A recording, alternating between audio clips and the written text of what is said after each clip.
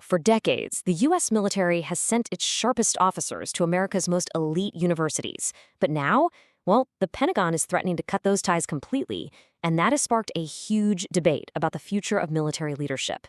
So let's get right into it. So, is the U.S. military really breaking up with the Ivy League? I mean, this is the big question we're digging into, because a move like this, it could totally change how the nation's military leaders are educated and how they're prepared for, the crazy complexities of modern warfare and global politics. Okay, so to really get why this is such a massive deal, we got to look back a bit. This isn't some new program. We're talking about a partnership with some seriously deep historical roots. So this whole thing really kicked off back in the 1950s. It got super serious during the Cold War, especially under President Reagan. See, he was convinced that for officers to really outmaneuver the Soviet Union, they needed graduate degrees. They had to understand complex stuff like geopolitics and economics.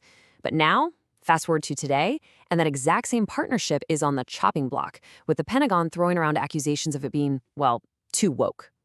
All right, so what is really driving this potential split? From the Pentagon's point of view, it all comes down to a single concern, that these top universities are shaping officers in a way that actually hurts the military's mission. And this quote from Pete Hegseth really gets to the heart of it. He says, "Too many of our officers came back, heads full of globalists and radical ideologies that do not improve our fighting rank."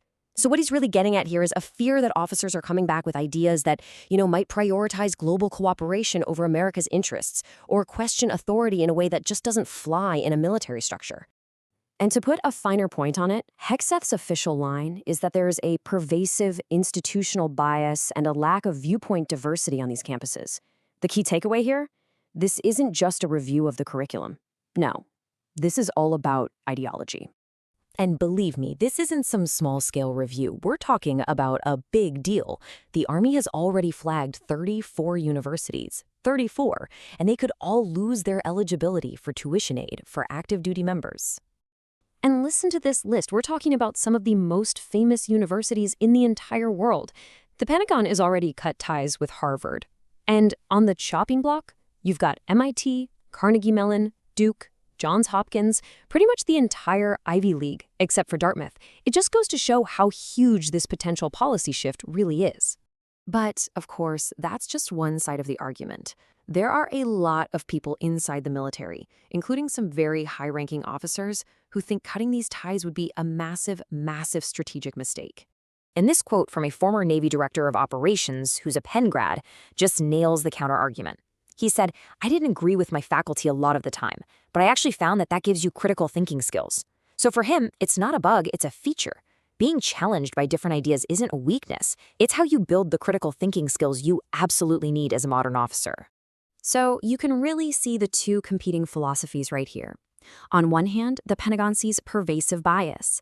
But, on the other, these officers see a chance to develop critical thinking. The Pentagon worries about radical ideologies, while the officers see it as valuable exposure to diverse viewpoints. It's a fundamental disagreement. Does this undermine the fighting force, or is it actually crucial for engaging with the civilian world? And hey, this pushback is coming from people on active duty right now. For example, there's Lieutenant Colonel Tim Ryman. He is a Marine, he's at Yale as we speak, and he felt so strongly about this whole thing that he wrote an open letter directly to Hegseth, pleading with him to reconsider. So what's at the heart of their argument for keeping these programs? Well, a couple of really big things. First, they say these universities are where you meet the future leaders of the civilian world.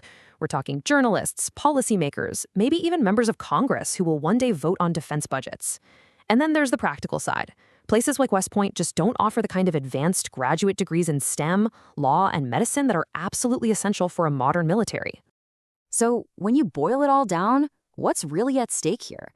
It's not just about tuition money or which schools are on a list. It's about the very future of American military leadership. Yeah, this whole debate really centers on one key question. What is the best way to educate the leaders of a modern military?